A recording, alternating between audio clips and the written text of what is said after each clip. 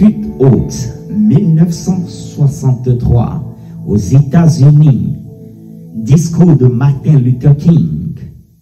J'ai un rêve. Je suis heureux d'être avec vous aujourd'hui pour ce rassemblement qui restera dans l'histoire de notre nation, la plus grande manifestation pour la liberté.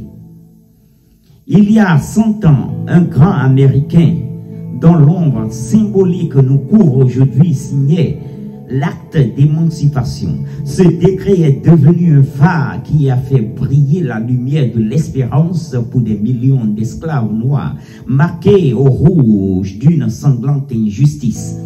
Ce fut comme une aube de joie à la fin de la longue nuit de leur captivité.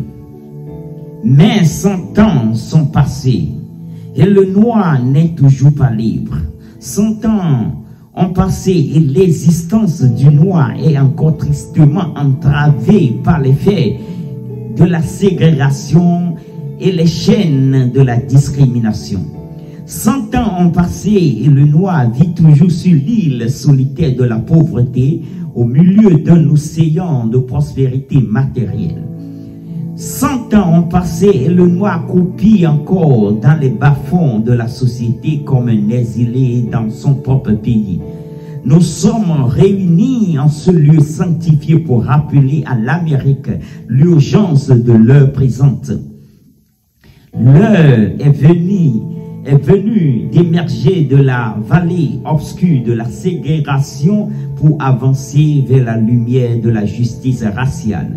L'heure est venue de sortir des sables mouvants de l'injustice raciale pour prendre pied sur le roc solide de la fraternité.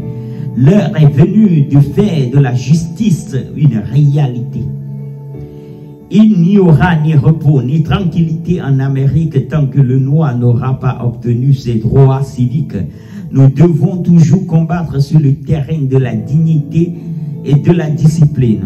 Nous ne devons pas laisser notre combat créatif dégénérer en violence physique. Encore et toujours, il faut nous élever vers les sommets et répondre à la force physique par la force de nos âmes.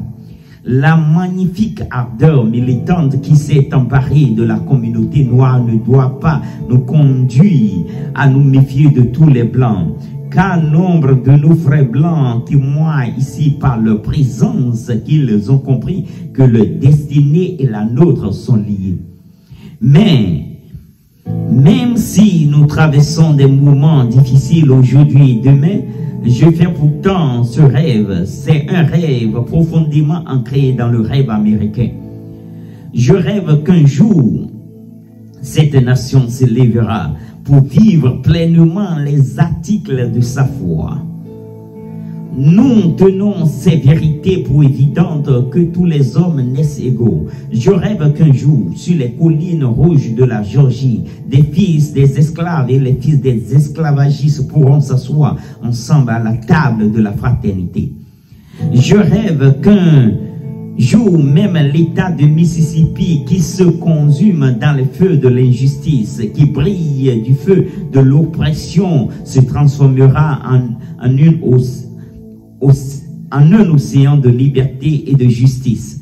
Je rêve que mes 4 enfants vivront un jour dans un pays où on ne les jugera pas à la couleur de leur peau, mais selon leur caractère. Je rêve qu'un jour, même en Alabama, avec ses racismes malfaisants, son gouverneur qui n'emploie que des mots comme nullification et interposition, qu'un jour, en Alabama, des garçons et des filles noirs pourront saisir fraternellement la main des enfants blancs. Je rêve aujourd'hui, je rêve qu'un jour, tous les vallons seront relevés. Tous les vallons seront relevés. Toutes les collines seront aplanies. Tous les rochers seront rasés. Tous les défauts seront corrigés et que la gloire du Seigneur sera relevée à tous les hommes. Voilà notre espérance. Voilà la foi que je remporterai dans le sud. Avec cette foi, nous arracherons à la montagne du désespoir le joyau de l'espérance. Avec cette foi, nous saurons transformer la cacophonie de la discorde en une splendide symphonie de fraternité. Avec cette foi, nous saurons travailler et prier ensemble, nous battre ensemble et aller en prison ensemble, nous dresser ensemble pour la liberté, sachant que nous serons libres un jour. Mes amis, faites sonner la cloche de la liberté des sommets prodigieux du New Hampshire. Faites sonner la cloche de la liberté des montagnes de l'État de New York. Faites-la sonner des Allegheny en Pennsylvanie. Faites-la sonner des sommets des montagnes du Colorado. Faites-la sonner des pentes de la Californie. Mais plus encore, faites-la sonner de Stone Mountain en Georgie. Faites-la sonner de Lookout Mountain en Tennessee. Faites sonner la liberté de chaque colline, de chaque butte, de chaque montagne de Mississippi. Faites sonner la cloche de la liberté. Et quand nous ferons sonner la liberté dans chaque village et dans chaque rameau, dans chaque État et dans chaque ville, nous pourrons rater la venue du jour où tous les enfants de Dieu, les noirs et les blancs, les juifs et les chrétiens, les protestants et catholiques pourront se donner la main et chanter les paroles de ce vieux chant noir. Libre enfin, merci Dieu Tout-Puissant, nous sommes libres enfin.